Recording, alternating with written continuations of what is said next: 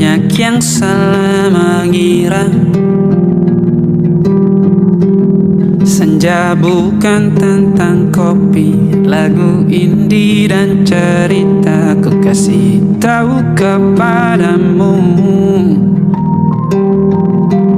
senja adalah hadiah pejalan kaki menjemput maghribnya.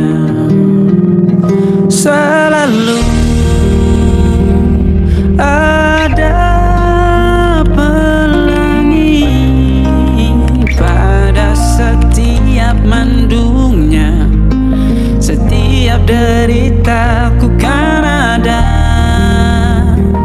selalu untukmu, temani setiap derita, jadi pelukan ternyaman untukmu.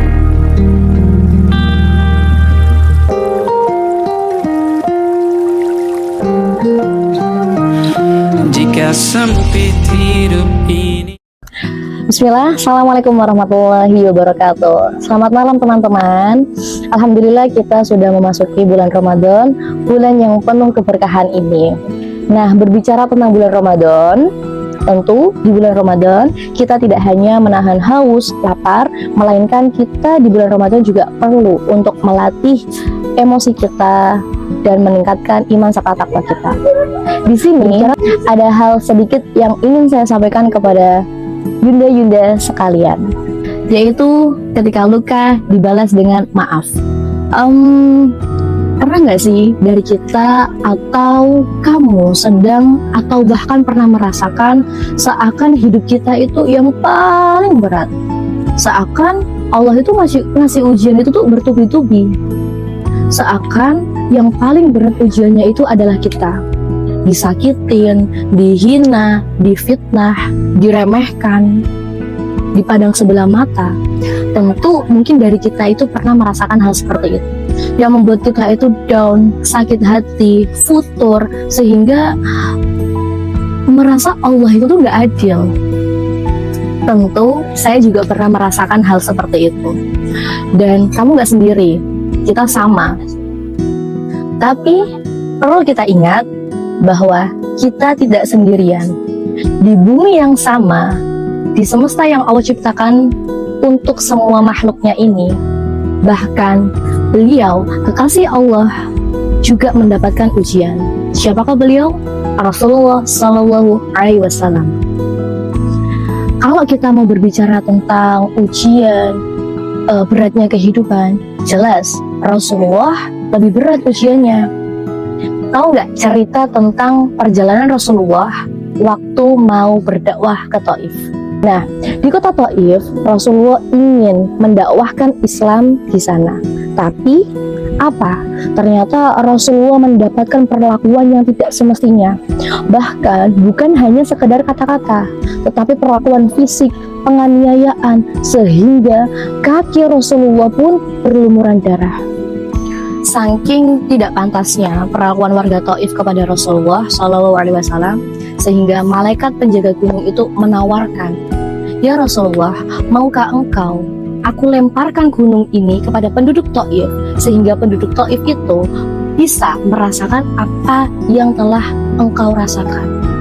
Tapi dengan kerelaan hati Rasulullah, kelapangan hati Rasulullah, Rasulullah Shallallahu Alaihi Wasallam lebih memilih untuk mendoakan, lebih memilih untuk memaafkan, karena beliau yakin keturunan dari penduduk Taif kelak akan memeluk agama Islam dan menyembah Allah Subhanahu wa Ta'ala. Dari cerita itu perlu kita kaji bersama, perlu kita resapi bahwa tidak semua luka yang kita terima itu pantas untuk mendapatkan balasan. Kita cukup mendoakan, memaafkan. Dan daripada kita berfokus kepada rasa sakit, lebih baik kita berfokus kepada kebaikan, fokus kepada diri kita, fokus kita ini dapat memberikan manfaat apa kepada lingkungan sekitar kita, sehingga kita akan terbentuk menjadi manusia yang lebih baik, manusia yang tangguh dan taat kepada Allah Subhanahu wa Ta'ala. Tentu cerita ini bukan hanya sekedar cerita, tapi memberikan kita pelajaran bahwa seorang kekasih Allah saja diujinya begitu berat. Apalagi kita yang jaminan surganya aja belum tentu. Antara surga dan neraka aja belum jelas. Rasulullah itu tidak semata-mata hidup untuk kenyamanan, kelayakan, melainkan hidup Rasulullah SAW adalah untuk perjuangan. Buat kamu yang merasa hari kamu berat, lelah, dan letih, itu bukan semata-mata kamu itu lemah, melainkan Allah ingin mendidik kamu untuk menjadi seorang yang tangguh, seorang yang kuat, dan menjadi manusia yang lebih baik serta bermanfaat. Kita perlu belajar dari sirah Nabi bahwa sebesar apapun ujian, masalah, kita harus menyisakan satu ruang untuk memaafkan. Mungkin hanya ini yang bisa aku sampaikan. Semoga bermanfaat buat kita semua, terutama buat diri saya sendiri. Mohon maaf atas segala kekurangan. Tetap semangat.